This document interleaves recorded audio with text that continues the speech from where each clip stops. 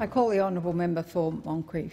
Well, thank you, Madam Speaker. Madam Speaker, it is truly unique to come into this chamber and to hear the Labor Party complaining about the level of debt. Talk about a reformist party.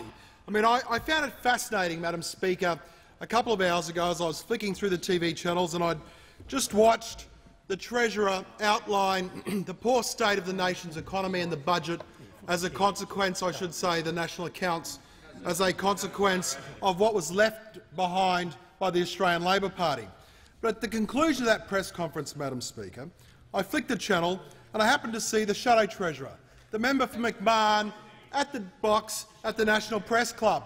And what was extraordinary about his performance, Madam Speaker, was that there was one particular line that really caught my interest. And he said, "Labor needs to be in office for a long time to cement our reforms." And he's nodding in furious agreement. Now, they just needed a little bit more time, Madam Speaker. I mean, this is the Australian Labor Party, who inherited $60 billion of assets 6 years ago, presided over the 5 largest budget deficits in our nation's history. The Australian Labor Party, who actually, as a consequence of their policies, saw the most rapid deterioration of debt in our nation's history, and then they come into the chamber and they say, "Oh, no, you should trust us on debt. We know the best way forward. Don't trust the coalition on debt." I mean, look at the track record, Madam Speaker. I mean, it was only the coalition that paid off $96 billion worth of debt last time. I mean, why would you trust us? The Labor Party, they're the people you should trust, according to the member for McMahon, because after all, the Labor Party took $60 billion and turned it into over $400 billion worth of debt. Now, what's extraordinary as well, Madam Speaker, is that the Shadow Treasurer, the member for McMahon, likes to say repeatedly, and he did just moments ago, how the coalition could have had the $500 billion debt ceiling if only the coalition had been willing to release MyEFO, as if in some way insinuating that once again the coalition couldn't be trusted. What's fascinating about that, Madam Speaker, is that on Labor's own numbers, not coalition numbers, don't rely on the figures that we've put forward if you don't want to. I say to the Australian Labor Party, use your own numbers. And well, let me educate the Shadow Assistant Treasurer as to which numbers. I'm talking about the PFO forecasts. You know, the pre-election fiscal outlook, the forecast that made it clear on Labor's own numbers that you were going to reach $370 billion worth of debt. And let's not forget the tabled minute from the Australian Office of Financial Management, which said that you need a $40 to $60 billion buffer. So let me make it easier. I wish I had a big calculator that I could add it up. 370 plus 60 is, can you get it right? 370 plus 60. Any orders? Any answers? Oh, 430. 430. It had to come from this side, though, Madam Speaker, not from the other side. 430. So there you have it. On Labor's own numbers, $430 billion worth of debt. And yet the Labor Party says, well, we don't understand why you need to have more than $400 billion. We don't understand why. Well, because on your own numbers, it's 430. But the most concerning aspect about this, Madam Speaker, is this. The Australian Labor Party is willing to play havoc with Australia's international reputation. The Australian Labor Party is willing to put Australia's national interest behind political expediency and political opportunism. And that's entirely consistent, frankly, with the approach that's been from the Shadow Treasurer and members opposite, Madam Speaker, because of this key reason. When it comes to actually making decisions in the national interest, the Labor Party knows full well that we are within days or a week or two of breaching the current debt ceiling of $300 billion. They know that. They know, Madam Speaker, that we are within a week or so of breaching Australia's current debt ceiling of $300 billion. So what's Labor's approach? Do they take a mature approach and say, let's look at what needs to be done? We know that it's got to be $430 billion as the peak debt limit that's anticipated based on Labor's own numbers. No, they don't. They don't do that, Madam Speaker. What they do is they say, well, look, we'll give you $400 billion and then we'll go back to it in due course. And you know what? There's an approach that's been used that's similar to that, Madam Speaker. And when that was done, it was done by the Tea Party in the United States. So we know who they're getting their writing instructions from when it comes to the political process. We know the approach that the Labor Party likes to have when it comes to trying to work out what they need to do in terms of running this debate. But I've got news for you, Labor Party. That is not how we intend to govern. That's not the approach of the coalition. That's not the way in which we intend to conduct Australia's economic policy, because our focus is upon providing economic security. Our focus is upon providing economic certainty. And the way that we send certainty and security to the financial markets is to make it clear to them that we will deal with an issue, we'll deal with it comprehensively, and we'll deal with it once and for all.